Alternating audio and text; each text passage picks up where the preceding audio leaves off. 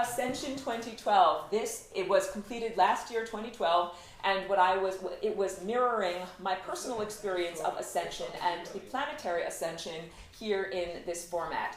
Because you can see that what we have is a matrix of several different figures, and I show their chakras, and the chakras are energy centers on the body. They are like the major organs of your energy body. So each one of us is comprised of many layers. This is, again, basic information. It's like your basic energetic anatomy. You have a physical form, a physical body. You also have an emotional body. That's at the level of orange and the intestines. That's one's guts. Your guts tell you things. At the level of yellow, this is conscious intellect. This is what has previously been defined as the human mind. It's an implant that one receives in early childhood and development that contains language structure, thought structure, the ego, the sense of self, the temporal identity. It is the sense of self that is derived from being submerged within the river of time. Then up from there we have the green. This is unconditional love. It's the heart chakra.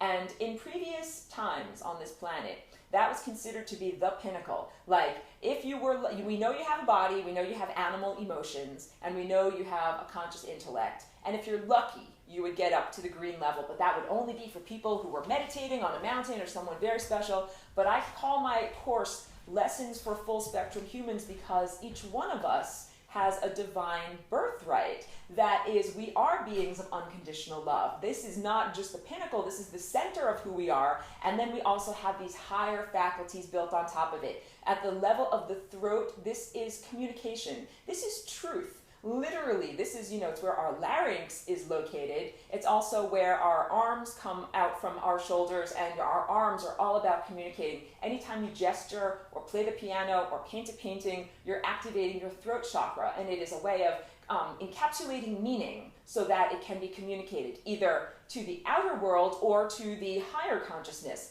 And up from the throat chakra, we have the brow chakra. This is associated with indigo. It's associated with Christ consciousness. Let's do a little bit of clarification about Christ consciousness, because Christ consciousness is not limited to the Christian religion. Far from it. Each one of us has this indigo chakra. Each one of us is like a tiny receptor on the retina of a much, much larger organism. That larger organism is larger even than our planet, larger than the solar system, larger than the galaxy, and it's called Christ. And there have been different avatars or representatives. This is ancient Sanskrit, from avatar, or one who has come across waters, the avatar being a container for consciousness. There have been many containers for Christ consciousness throughout the ages, some of whom were very well known and they wrote books about them, some of whom passed away or transmuted themselves in obscurity and were never actually written about. But each one of us contains the capacity to open or activate this chakra and claim our divine birthright as a divine being.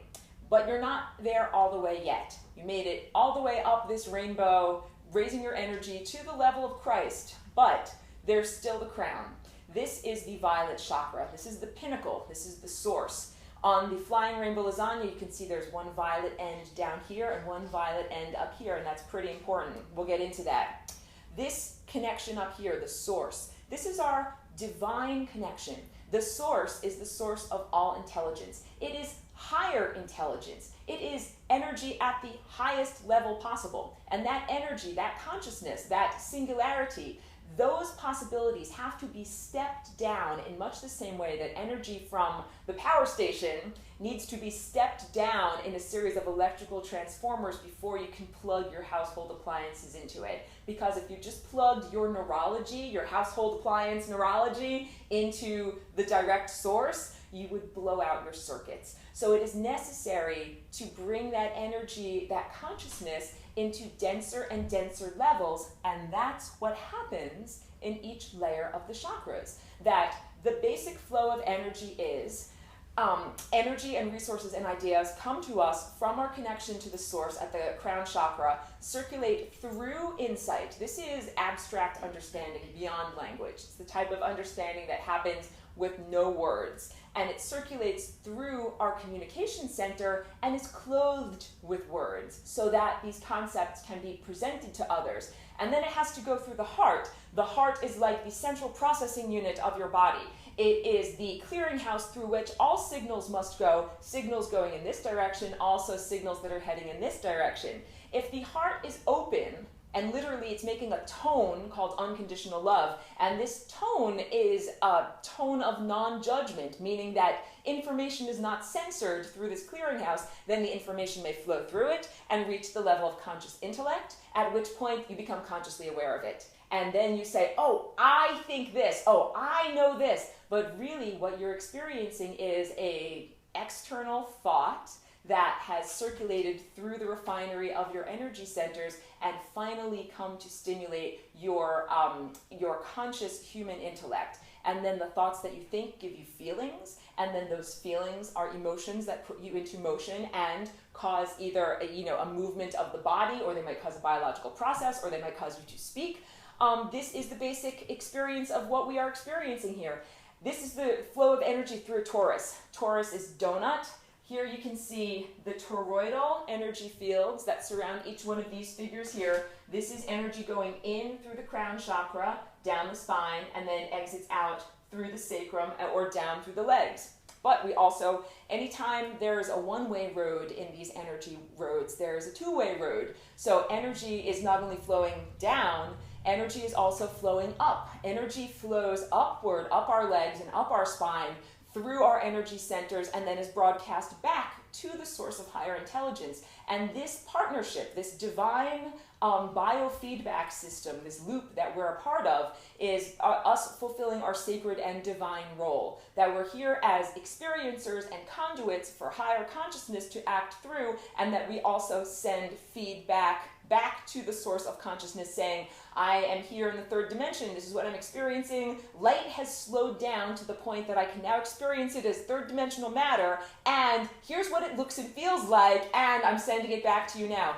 And what I really teach in the Lessons for Full Spectrum Humans is what it is like to continue to grow in one's responsibility as a co-creator of reality. Because when I talk about the combination of the outer reality and the inner reality, part of this process is taking responsibility for everything that is in the inner reality.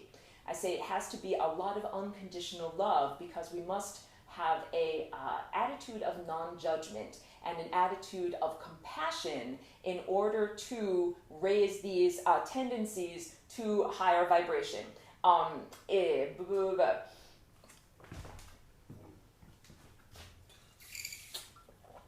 Unconditional love is literally the currency of the universe. Currency in the sense that electrons flow, and currency in the sense of money, that money is what makes things happen.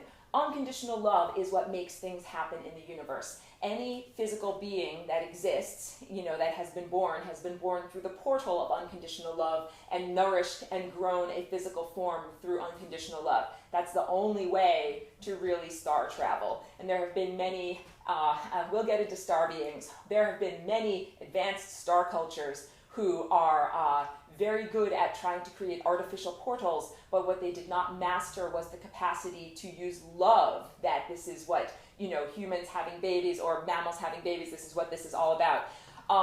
Love, unconditional love, is a tone that one can create with, and the tone is created by an equal amount of energy flowing out as flowing back in. So in terms of the toroidal energy field, it is setting up a standing wave, a stable wave. The energy that is flowing down and around like this is equal to the energy that is flowing up and around like this. When people experience that moment, that feeling of unconditional love, what it feels like is wordless bliss. It is what is attained through silent meditation. When one masters being able to make that tone of unconditional love, one then may save one's inner currency and use it towards the higher faculties. That literally, if you can imagine, let me just put this down, if you can imagine your unconditional love, your heart, and the circulation of energy here is creating like a stable platform upon which the apparatus of your third eye which is an incredibly powerful inner organ connected to, but not interchangeable with, the physical gland of the pineal gland. The pineal gland is at the direct center of your cerebrum and is often associated with the little dot right here on the forehead, but it is really in the deep, deep matter of your mind, that this pineal gland is the emanator of your imagination, and it is where each one of us is creating our reality, and it emanates from this pineal gland. So many of the aspects of the teaching have to do with achieving a level of unconditional love and then beginning to consciously manifest and consciously create. Because it's just like becoming an artist of your reality, where really, here's your paintbrush. I'd like to give each one of you your paintbrush of reality and the proper instructions on how to begin to paint your creation, and taking responsibility. Like, there's a blob of red paint there. No one else put that blob of red paint there. It actually came out of your paintbrush. Your paintbrush is your imagination. You created that experience. You thought about it. Everybody who's in this room right now, knowingly or unknowingly, created the experience of coming here today, or the experience of watching this on a video, through their own inner emanations. And really, each one of us is a inner aspect of, that it has been externalized for the process of raising one's consciousness. So this painting that I did, because raising one's consciousness is a nice segue, I did this painting during Ascension 2012, during the raising of the planetary consciousness. That 2012 was a very crucial year for the increased planetary vibration.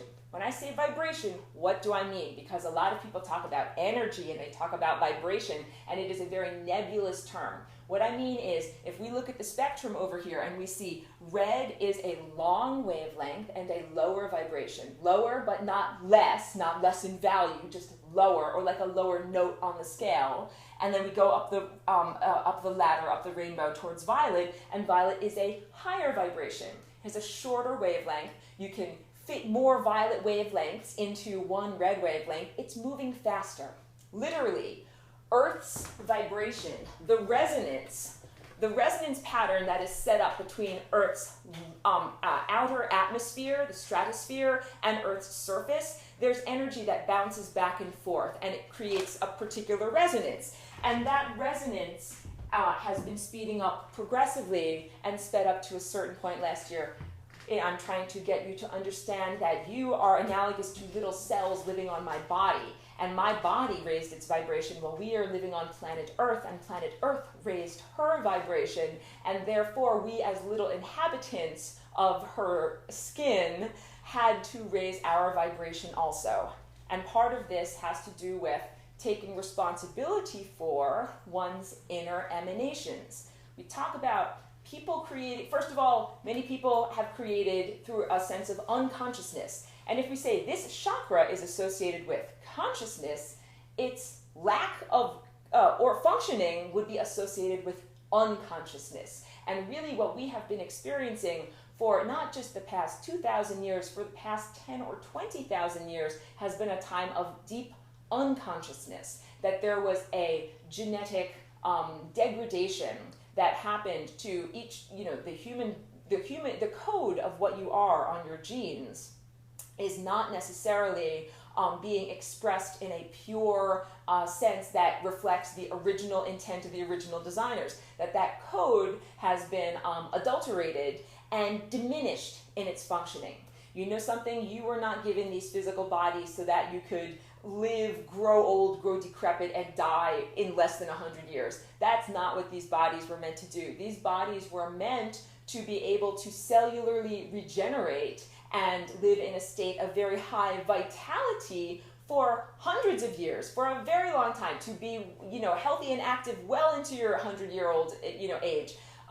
The mental programming that one receives at the level of yellow, when you begin to receive verbal language and a sense of time and a sense of identity, also contains a lot of undesirable programming about death, disease, and decrepitude. And really what we are here now, we're talking about ascension as a change of state that can take the place of death, and that the journey towards ascension means redefining a lot of things. We're redefining, first of all, ego and sense of self. Then we're going to redefine time. And then when we redefine time, we're redefining the experience of time and aging. And we're also redefining what death is in terms of consciousness and as a journey that one is on. So and I know this is a lot to fit into one talk here and everything, but that's why I, again, urge you to sign up for Lessons for Full Spectrum Humans, because you can definitely take a whole semester in order to dive into this information. How does one change one's genes? This is one of the things that I'm asked all the time, because I have often said that the Flying Rainbow Lasagna is like open source code for your DNA. That, okay, the way your DNA is coiled. Your DNA is made out of a long twisted strand of proteins, and you can imagine it's been knitted together by a giant, godlike figure. When it begins to be swirled together, it's called supercoiling. At a certain point, it forms these toroid or donut shapes, okay? So now let's go. On a microcosmic level, you have the torus in your genes. You have the torus as your aura or energy field, so that is on an anthropocentric level. We have Earth's magnetic field, the magnetosphere. This is also shaped like a torus, but it's the size of the planet. Then we have not every planet, but most planets in our solar system each have a magnetosphere. Jupiter has one, Saturn has one. I'll give you some hints. Mars does not have one, Venus does not have one. These are planets that underwent catastrophes in the past that may or may not have been natural, quote unquote, but it's all part of galactic history. It's basically like saying if you looked at a person who had 2 chakras missing, or a person who had like 2 teeth missing, then you would say, what happened? Why are those missing? Well, when you look at our solar system, there's the asteroid belt where there's actually supposed to be a planet. If you look at the harmonics of the solar system, there are the planets orbit at very regular intervals. That's based on harmonics. It's physics. It's not metaphysics, it's physics. And scientists recognize that there was once a planet where there's now the asteroid belt between Mars and Jupiter. This has everything to do with, as I said, galactic history and what happened with the epic battles between consciousnesses that have origins in various different star systems beyond our own. So yes, I am gently breaking the news to you. It's like, yes, Virginia, there is a Santa Claus. Yes, Earth Society, there are star societies out there, and you're a very small part and cut off from things in general, but that's just about to change. In fact, that's one of the, that's part of my mission being here. I don't know if I have gotten into my mission and being a walk-in. I'll stop the video and start a new segment.